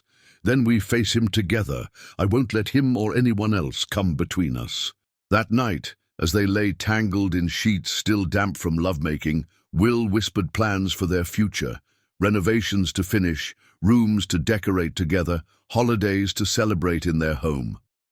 Lorna clung to each word, each promise, trying to silence the voice that wondered how long this dream could last before reality, Will's reality, reclaimed him. Morning brought fresh conflict. George arrived at the estate unannounced, bringing executives from Ashford Gold who presented urgent situations requiring Will's immediate attention. Emergency meetings were scheduled, documents needed signing, decisions couldn't wait for remote consultation. Will handled each crisis with the competence of someone born to leadership, but Lorna could see the pull of his other life strengthening. With each interaction, the casual, relaxed man who had spent lazy summer days exploring Willow Creek was disappearing beneath the polished exterior of William Ashford, corporate heir. By evening, the executives had departed, but the atmosphere of tension remained. Will sat in his study, surrounded by papers, his phone constantly buzzing with messages and calls. Lorna brought him dinner on a tray, feeling suddenly like a servant in what had briefly seemed like her future home. "Thank you," Will said distractedly, barely looking up from his laptop. "I just need to finish this analysis, then we can talk." 3 hours later, he was still working. Lorna went to bed alone, the vastness of the master bedroom emphasizing her solitude. This was what life with Will would be, she realized. Competing with an empire for his attention, always second to crises that couldn't wait. In the morning, she woke to find Will's side of the bed undisturbed. He had worked through the night, finally falling asleep on the study couch. As she covered him with a blanket, Lorna saw the familiar lines of stress etched around his eyes, the weight of responsibility settling back onto his shoulders. George's warning echoed in her mind. Will would resent her eventually, not for taking him from his world, but for making him straddle 2 incompatible lives, excelling at neither. The next 3 days followed a similar pattern. Will was physically present, but mentally elsewhere, consumed by the demands of Ashford Gold, even from a distance. Lorna retreated to work at the diner, finding comfort in the familiar routine as she struggled with the growing certainty that their idyll was ending. On the 4th day since George's arrival, Lorna returned to the estate to find a sleek black car waiting that wasn't Will's father's. A woman emerged, elegant, polished, with the confident bearing of someone accustomed to wealth and influence. "Ms. Carter?" the woman inquired. "I'm Victoria Ashford, George's wife, Will's stepmother." Lorna hadn't known Will's father had remarried. The realization of how little she knew about Will's family, his world, hit her with renewed force. "Will isn't here," she said cautiously. Victoria smiled, the expression not reaching her eyes. "I'm here to see you, actually. May we talk?" Inside, Victoria moved through the grand rooms with the assessing gaze of someone pricing assets. "George mentioned you were significant to Will." Her tone made the word sound like a diagnosis. "I thought perhaps woman to woman we might understand each other better." Lorna remained standing, arms crossed protectively across her chest. "Understand what exactly?" Victoria's smile turned knowing. "The Ashford men have a certain intensity. When they focus on something, or someone, it can be overwhelming, consuming. She ran a manicured finger along the mantelpiece. But intensity fades, my dear. Reality intrudes. If you're here to warn me away from Will, his father already tried that approach. Victoria laughed lightly. George always was direct to a fault. No, I'm not here to warn you. I'm here to offer perspective. She withdrew a tablet from her designer handbag. This arrived at our home yesterday. I thought you should see it. The video showed a younger George Ashford with a beautiful dark-haired woman, Will's mother, Lorna realized with a jolt. They were arguing in what appeared to be an opulent dressing room. I can't do this anymore, George, the woman was saying, tears streaming down her face. This life, these expectations, they're killing me. I gave up everything for you. And what do I have? A husband who's never home, a social circle that only values my name, a son I barely see because of your ridiculous educational demands. George's voice was cold, controlled. You knew what marrying me meant, Eleanor. The Ashford name comes with responsibilities. I didn't know it meant living in a beautiful prison. Eleanor Ashford's voice broke. I should have listened to David. He warned me this would happen. Don't speak that name in my house, George hissed. You made your choice 20 years ago. You chose wealth and security over love with that penniless artist. Live with it. The video ended abruptly, leaving Lorna shaken. The parallel was unmistakable. Eleanor Ashford had chosen status over love and spent her life regretting it. Now Victoria was suggesting Lorna would force Will into the opposite but equally devastating choice. Why show me this? Lorna asked, her voice barely audible. Victoria's expression softened with what appeared to be genuine sympathy. Because history doesn't need to repeat itself. Will is brilliant, passionate. He could revolutionize Ashford Gold, use its resources for tremendous good, but not if he's torn between two worlds. She took Lorna's hand, her touch cool and impersonal, despite the intimate gesture. You love him, I can see that. But ask yourself, truly ask, what future can you offer him that compares with his birthright? And what will happen to him when the company his family built for generations crumbles because he chose love over duty? The question hung in the air between them. Impossible to answer, yet impossible to ignore. After Victoria left, Lorna remained in the empty house, the weight of impossible choices pressing down on her. When Will returned that evening, tired but triumphant after successfully resolving a major crisis at one of the mining operations, Lorna watched him with new eyes. She saw the animation in his face as he described complex financial maneuvers, the natural authority in his bearing as he outlined the directives he'd given to corporate officers. This was William Ashford in his element, commanding, confident, born to lead. How could she ask him to diminish that part of himself? How could she be the reason thousands of employees lost their livelihoods if Ashford Gold faltered under distracted leadership? Later that night, as Will slept beside her, exhausted from days of divided attention, Lorna made her decision. The hardest choice of her life, but the only one that love, real love, would allow. She would leave Willow Creek, leave Will, free him to reclaim his destiny without the burden of her needs, her world, her limitations. In the pre-dawn darkness, Lorna Carter packed a single bag, wrote a note that would break both their hearts, and slipped away from the man she loved too much to destroy. Chapter 10. The Final Betrayal. The envelope arrived at Lorna's small apartment the morning after her meeting with Victoria Ashford. Inside was a DVD and a handwritten note on expensive stationery. If you love my son, you'll disappear. If you don't, I will ruin you both. G. Ashford. With trembling hands, Lorna inserted the disc into her laptop. The video began without preamble. Surveillance footage of Eleanor Ashford, Will's mother, in what appeared to be a luxurious but sterile room. She was speaking to a nurse, her once beautiful face gaunt with illness and despair. I made the wrong choice, Eleanor was saying, her voice thin with regret. I chose wealth over love, position over happiness, and now it's too late. The footage shifted to Eleanor alone, writing in a journal. The camera angle allowed Lorna to see the words clearly. Will must not repeat my mistake. I pray he finds someone who loves him for himself, not his name or fortune, someone who gives him the courage to break free. More scenes followed, Eleanor arguing with doctors, with George, with household staff. In each, the theme was the same. A woman trapped in a gilded cage, slowly dying from the realization that she had sacrificed true love for security and status. The final segment showed Eleanor on what must have been one of her last days. Skeletal, pale but with eyes burning with intensity as she spoke directly to someone off camera.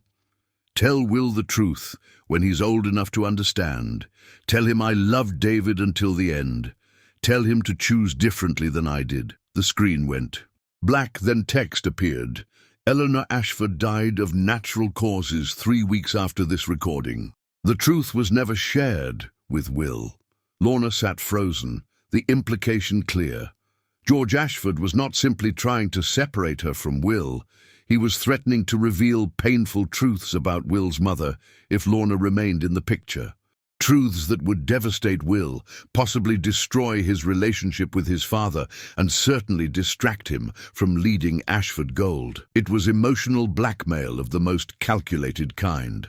For hours, Lorna paced her small apartment, weighing impossible options. She could show Will the video, expose George's manipulation, but what would that accomplish? Will would be devastated by the revelations about his mother, would likely sever ties with his father, and Ashford Gold would suffer the consequences of that rift. Thousands of employees would pay the price for a family's broken relationships. She could ignore the threat, stand her ground beside Will. But George Ashford had proven he would stop at nothing. What other weapons did he have in his arsenal? What other pain could he inflict on his own son to get his way? In the end, the decision crystallized with heartbreaking clarity. The only way to protect Will, to give him a chance at reconciling his duty with his happiness, was to remove herself from the equation, completely, irrevocably. With hands that wouldn't stop shaking, Lorna wrote a note that would ensure Will wouldn't follow her. I never loved you. Find someone worthy of your world. The lie tasted like ash in her mouth, but its cruelty was calculated. Will's pride would prevent him from chasing someone who claimed she never loved him. He would be hurt, angry, but eventually he would return to his life, to his destiny, unburdened by a woman who didn't fit into his world. At least, that's what Lorna told herself as she packed a single suitcase and purchased a bus ticket to Atlanta. From there, she would disappear. New city, new name if necessary, new life built on the ruins of the only happiness she had ever known.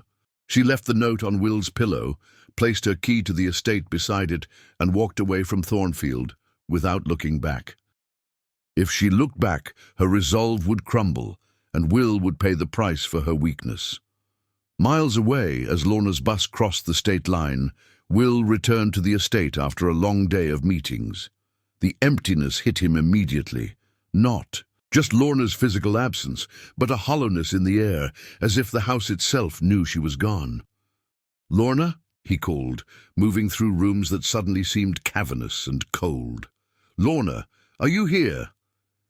In the bedroom, the note waited on his pillow like a landmine. Will read it once, twice, a third time, the words refusing to make sense. I never loved you. Impossible. He had felt Lorna's love in every touch, every smile, every moment they had shared. This sudden reversal defied everything he knew to be true, unless it had all been a lie. Unless Lorna had seen in him only an escape from debt, from struggle, from the limitations of her life in Willow Creek. The thought sickened him, but what other explanation could there be? People didn't walk away from real love without explanation, without warning. Will sank onto the bed, the note crumpled in his fist, as pain unlike anything he had ever known washed over him in crushing waves. This was what heartbreak felt like, not the wistful melancholy of past relationships ending, but a physical agony that made breathing an effort and thinking nearly impossible. George found his son like that an hour later, sitting motionless on the bed, Lorna's note still clutched. In his hand, eyes vacant with shock and pain. "William?" George approached cautiously, his expression a perfect mask of fatherly concern. "What's happened?" Wordlessly, Will handed him the note. George read it, his face betraying nothing of the satisfaction he felt at the success of his plan. "I'm sorry, son," he said, placing a hand on Will's shoulder. "Truly sorry." Will looked up, his eyes red-rimmed but dry. "Did you know? Did you sense what she was doing?" George chose his words carefully. "I had concerns about her motives. The situation was convenient for someone in her position. But I hoped for your sake that I was wrong." "She's gone," Will said, the words hollow with disbelief. "Just gone." "Come home, William," George urged gently. "There's nothing for you here now. The company needs you. I need you." For a moment, Will seemed not to hear him. Then he stood abruptly, his movements mechanical. "I need to find her. This doesn't make sense. Something must have happened. Someone must have threatened her or—" "Son," George interrupted firmly, "read the note again. I never loved you. Those are not the words of someone acting under duress. Those are the words of someone showing their true colors at last." Will flinched as if struck. "You don't know her like I do. She wouldn't... What? Wouldn't use you? Wouldn't lie to secure a comfortable future? Wouldn't play on your emotions to escape her problems?" George's voice softened. "You have a generous heart, William. It's one of your finest qualities, but it makes you vulnerable to those who would take advantage." The doubt in Will's eyes was exactly what George had hoped to see. Doubt that would eventually harden into anger, then resolve. Resolve to return to the path George had laid out for him from birth. "The jet is ready whenever you are," George continued, pressing his advantage. "We can have your things packed and shipped back to New York. The estate can be sold or kept. As an investment property, your choice." Will moved to the window, staring out at the grounds that had briefly represented a different future. "I'll find her," he said quietly. "I need to hear it from her directly, not just a note." George knew better than to argue directly. Will's determination was a trait he had inherited from both parents. "Of course, take a few days. The company can wait that long." But as days stretched into weeks with no sign of Lorna, Will's determination gave way to a bitter acceptance. She had vanished completely, quit her job at the diner, emptied her small apartment, left no forwarding address. It was as if Lorna Carter had never existed, except in Will's memories and the hollow ache in his chest. A month after Lorna's disappearance, Will returned to New York, to Ashford Gold, to the life that had been planned for him since birth. He threw himself into work with single-minded intensity, as if corporate acquisitions and profit margins could fill the void Lorna had left. George watched with satisfaction as his son reclaimed his position at the company, bringing fresh energy and innovative ideas to operations that had stagnated in his absence. The board was pleased, shareholders were confident, and Ashford Gold's stock rose steadily under the renewed leadership of the heir apparent. Only at night, in the privacy of his penthouse overlooking Central Park, did Will allow himself to remember Willow Creek, to question what had gone wrong, to wonder where Lorna was, and if her final words had been the truth or a cruel lie designed to set him free. 3 months after his return to New York, Will sat across from his father in the executive dining room at Ashford headquarters. They were celebrating the successful acquisition of a rival mining operation, a deal Will had negotiated with ruthless efficiency. "You've exceeded expectations," George said, raising his glass in a toast. "The board is impressed. I'm impressed." Will acknowledged the compliment with a nod, his expression neutral. Since returning from Mississippi, he had maintained a careful distance from his father. Professional, respectful, but lacking the warmth of their relationship before Lorna. "There's talk of making you CEO earlier than planned," George continued. "Perhaps as early as next year."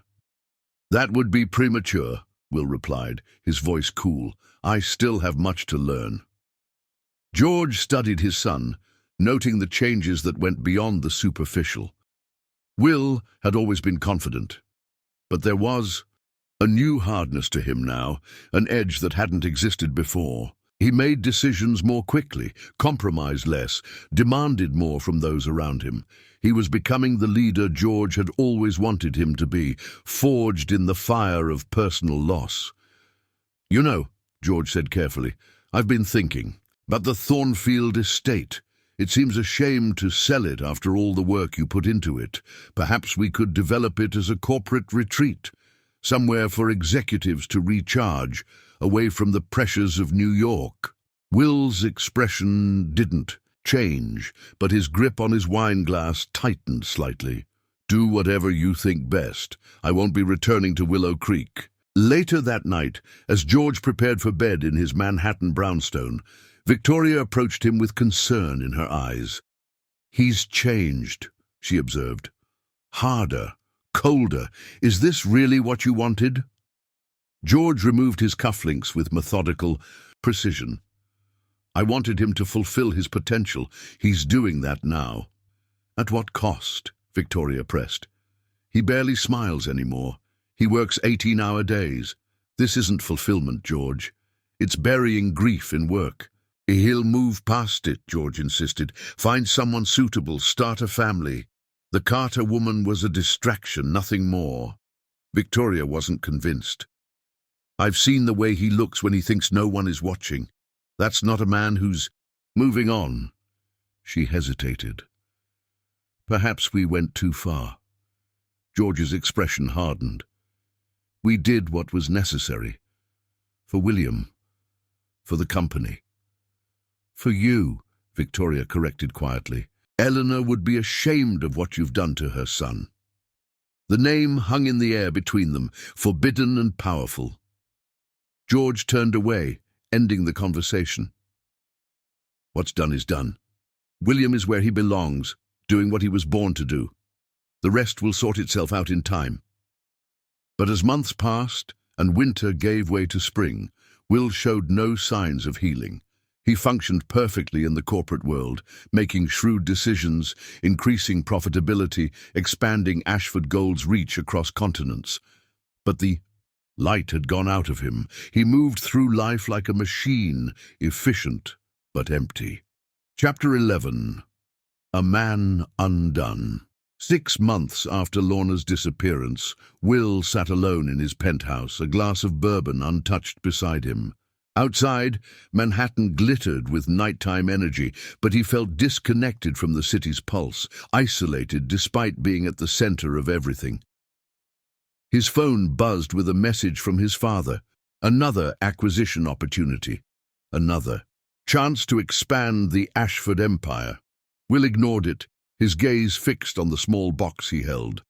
Inside was a ring he had commissioned during those golden days in Willow Creek.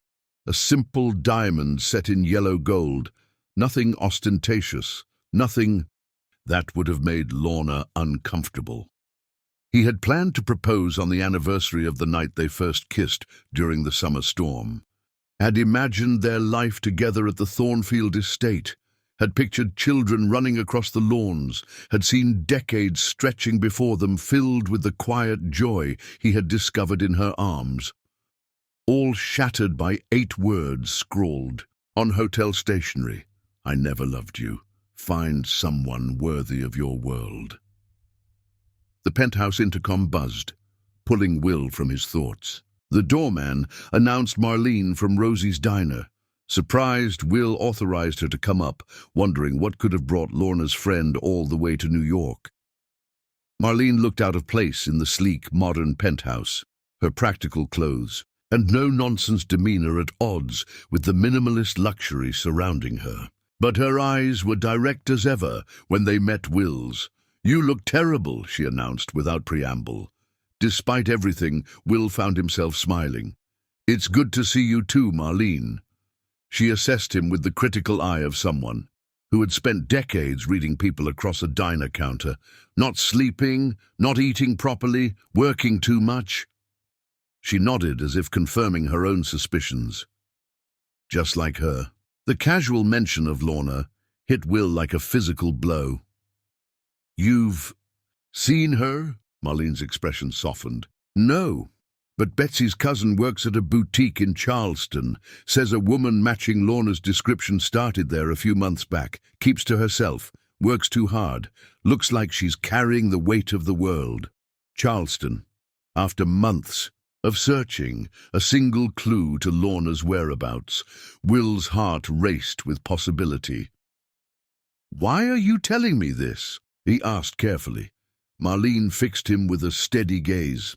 "Because something doesn't add up. Lorna Carter is many things, stubborn, proud, sometimes too practical for her own good, but she's not a liar, and she's not cold-hearted.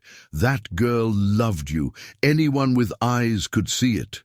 "She left," Will said, the words still painful to speak aloud. "No explanation, just a note saying she never loved me." "And you believed that?" Marlene scoffed. "You who claim to know her heart?" Will's defenses rose. "What was I supposed to believe? She vanished. Completely."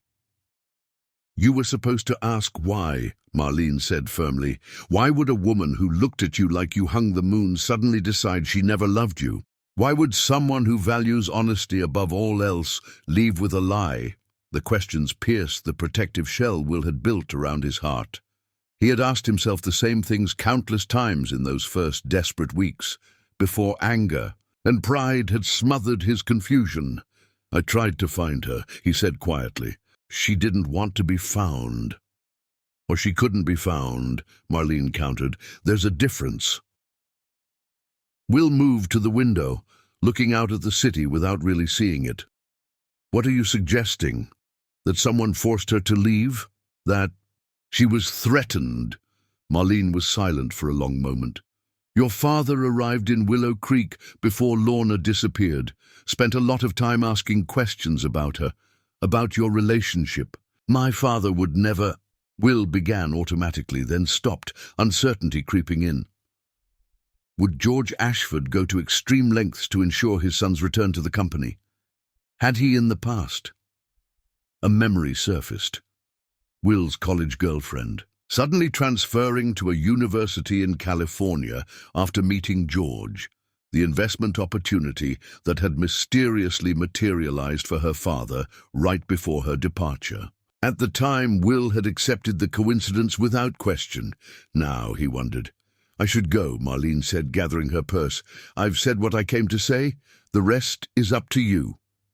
At the door, she paused. "You know, in all the years I've known Lorna, I've only seen her truly happy twice, when her mother was alive and when she was with you. Whatever happened, whatever she wrote in that note, that happiness wasn't pretend.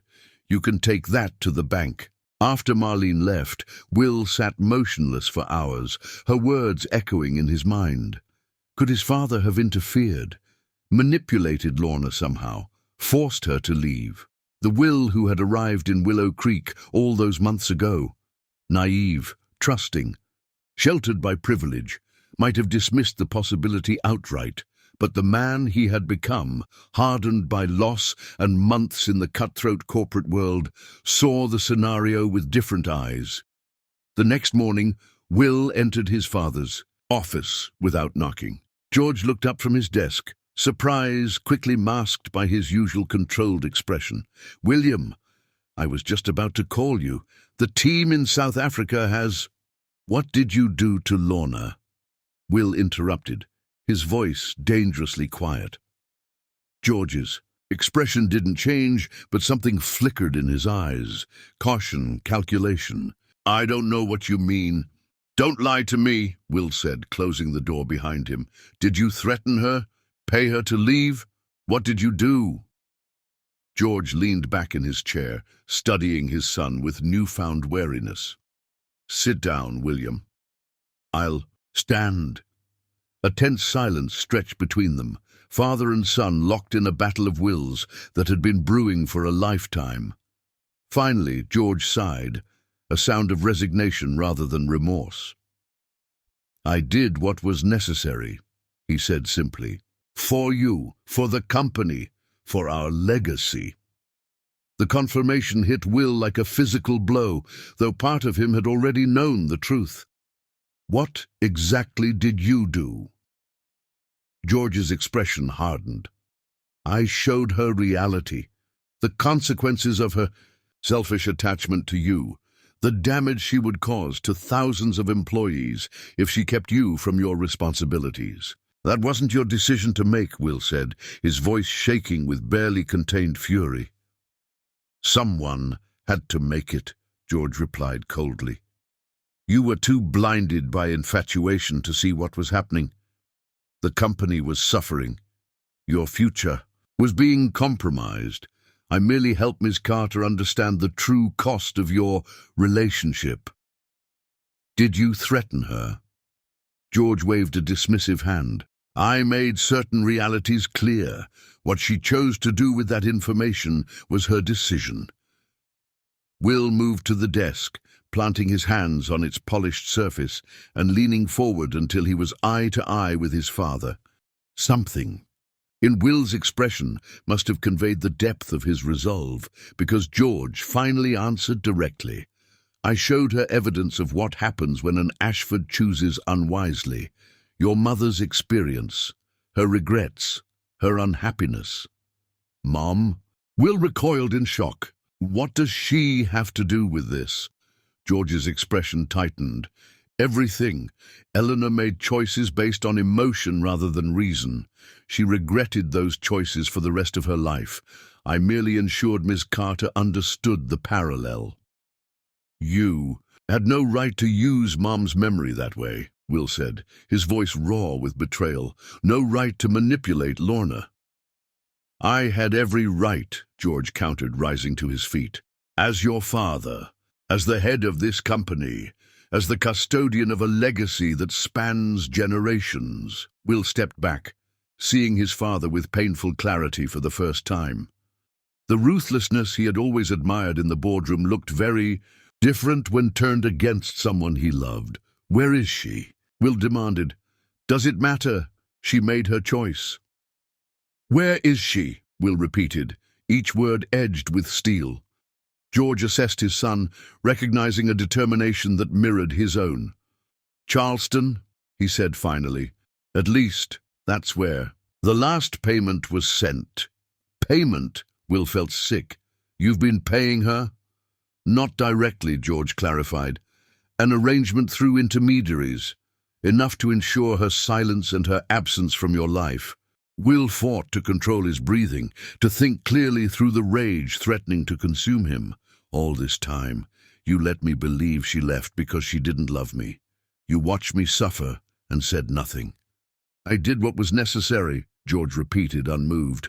Look at what you've accomplished in these months. The company is thriving under your leadership. Your potential is finally being realized. My potential? Will laughed, a hollow sound devoid of humor. You destroyed the one real thing in my life and call it realizing my potential. Real?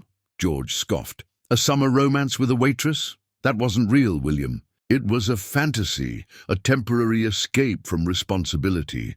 Will shook his head, pity replacing anger as he looked at his father. You've spent so long putting the company first that you've forgotten what actually matters. Mom knew. That's why. She was unhappy, not because she chose wrong, but because you forced her to live in a world where love wasn't valued. He turned toward the door, decision made. I'm going to find Lorna. I'm going to hear the truth from her, not your version of it, and then I'm going to decide my own future. If you walk out that door, George warned, you're walking away from everything. Your inheritance, your position, everything we've built. Will paused, hand on the doorknob. Is that a threat? It's a reality, George replied coldly. Ashford Gold needs committed leadership.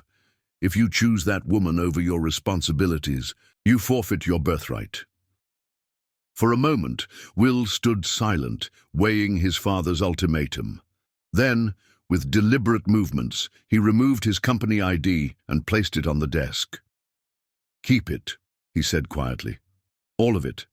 The company, the money, the power. None of it means anything without love. George's expression hardened. You're making a mistake you'll regret for the rest of your life. No, Will replied with certainty. I'm fixing the mistake I made when I let her go without fighting for the truth. Goodbye, Father. As Will walked out of Ashford Tower for the last time, he felt lighter than he had in months. The empire he had been groomed to inherit no longer defined his future. For the first time in his life, William Ashford was truly free to choose his own path. That path led him to Charleston, to a small boutique on King Street, where, according to his father's reluctant information, Lorna Carter had found employment. But when Will arrived, his heart racing with anticipation and fear, he discovered she had left 3 weeks earlier. No forwarding address, no explanation. The pattern continued for months. Will would track Lorna to a new city, only to find she had moved on just before his arrival. It was as if she sensed him getting close and fled each time, determined to maintain the distance between them. With each near miss, a suspicion grew in Will's mind.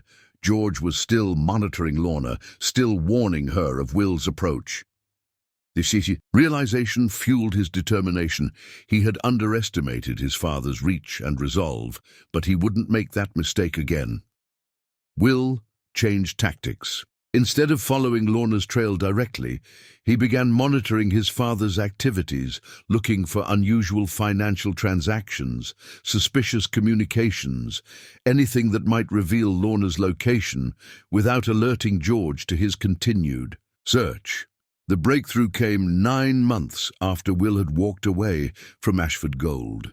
A small monthly payment to a property management company in Raleigh, North Carolina, appeared in financial records Will had obtained through connections from his corporate days. The payment originated from a shell company George had used for discreet transactions in the past. Will booked the first flight to Raleigh, his heart pounding with the certainty that this time he would find her. This time he would learn the truth. But as his car approached the address associated with the payment, doubt crept in. What if Lorna truly had left because she didn't love him? What if his father's interference had simply provided her an opportunity rather than forced her hand? What if the love he remembered had been one-sided all along? The apartment building was modest but well-maintained, located in a quiet neighborhood away from the city center. Will parked across the street, gathering his courage. A year had passed since that terrible morning when he'd found Lorna's note on his pillow. A year of questions without answers, of pain without resolution. As dusk settled over the street, residents began returning home from work. Will watched each arrival, his hope fading as unfamiliar faces passed through the building's entrance. Then, as streetlights flickered to life, he saw her. Lorna Carter walked slowly toward the building, her head down, shoulders slightly hunched as if carrying an invisible weight. She was thinner than Will remembered, her face more angular, but the sight of her after so long made his heart stutter painfully in his chest. Without conscious thought, Will was out of the car and moving across the street. He called her name, the sound rough with emotion. Lorna froze, her head snapping up, her eyes widening in shock as she registered his presence. For one terrible moment, Will thought she might run. Then, as their gazes locked across the remaining distance, something shifted in her expression. Resignation, perhaps, or the release of a burden carried too long.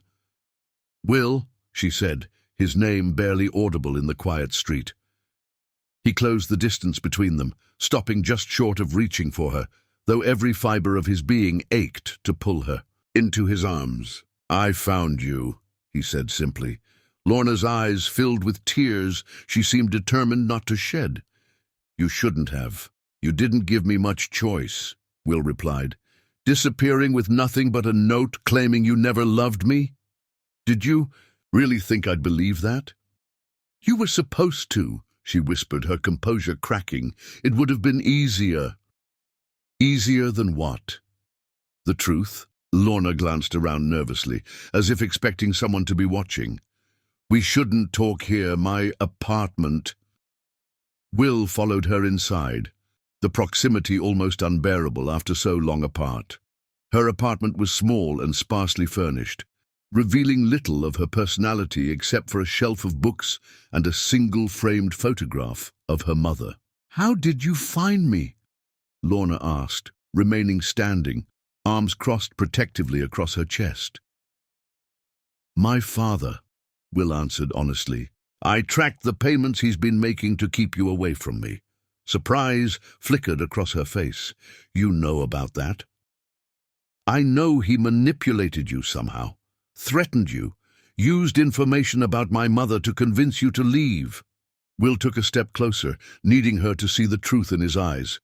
"What I don't know is why you believed him, why you didn't come to me." Lorna's control finally broke, tears spilling down her cheeks. "Because he was right, Will. Everything he said about us being from different worlds, about me holding you back from your destiny, it was all true. I saw it happening. You were trying to live in both worlds and failing at both. That wasn't your decision to make," Will said, echoing the words he had spoken to his father. "It was when he showed me what would happen if I stayed," Lorna replied, her voice breaking. "Your mother's life, her unhappiness, her regrets. He made it clear you would lose everything, your inheritance, your father, your future. And you thought that mattered more than us?" Will asked, hurt evident in his voice. Lorna looked at him in disbelief. "Of course it mattered. It was your birthright, your responsibility to thousands of employees. How could I be the reason you gave that up?" The selflessness of her sacrifice hit Will with staggering force. She hadn't left because she didn't love him. She had left because she loved him too much to let him choose her over his duty. "Lorna," he said gently, closing the remaining distance between them, "I did give it up, all of it. The company, the money, the position. I walked away." Shock rendered her momentarily speechless. "You... what? When? Why?" "9 months ago, when I finally confronted my father about what he did to you, to us." Will took her hands in his, relieved when she didn't pull away. "I gave it all up because none of it meant anything without you. But your father, the company..." Lorna struggled to process his words. "My father made his choice, and I made mine," Will said firmly. "As for the company, it will survive without another Ashford at the helm. Some things are more important than legacy or duty." "Like what?" Lorna asked, her voice small with hope she seemed afraid to embrace. "Like love," Will answered simply. "Like the chance to build a life with the woman who sees me for who I really am, not what I own or what my name represents." He reached into his pocket and withdrew the ring he had carried for a year, the ring he had commissioned in those golden days in Willow Creek, the ring that represented all he had lost and hoped to regain. As he dropped to one knee, Lorna's hands flew to her mouth, tears flowing freely now. Will looked up at her, his heart laid bare in his gaze. "I don't have my father's fortune anymore. I don't have power or status, but I have one thing that I'll never lose, my love for you, and I will spend the rest of my life proving that I am worth yours." Tears flooded Lorna's eyes as understanding dawned. Love wasn't about wealth, but about the heart willing to fight for it. Beneath the city lights, with nothing but their love between them, she finally found her voice. "Yes," she whispered, falling to her knees before him, their foreheads touching, their tears mingling. Yes. Chapter 12. Worth More Than Gold 4. A year after Lorna's disappearance, Will drifted, lost and broken, after giving up his inheritance and walking away from his family's gold empire. Then one day, in a small city far from Willow Creek, he spotted her across the street. She was thinner now, working in a modest boutique, her smile only a shadow of what it once was. When their eyes met, the connection between them instantly reignited. Without hesitation, Will crossed the street, dropped to one knee, and presented a ring. "I don't have my father's fortune anymore. I don't have power or status, but I have one thing that I'll never lose, my love for you, and I will spend the rest of my life proving that I am worth yours." Tears flooded Lorna's eyes as she finally understood that love isn't about wealth, but about a heart willing to fight for it. Beneath the city lights, with nothing but their love between them, she said yes.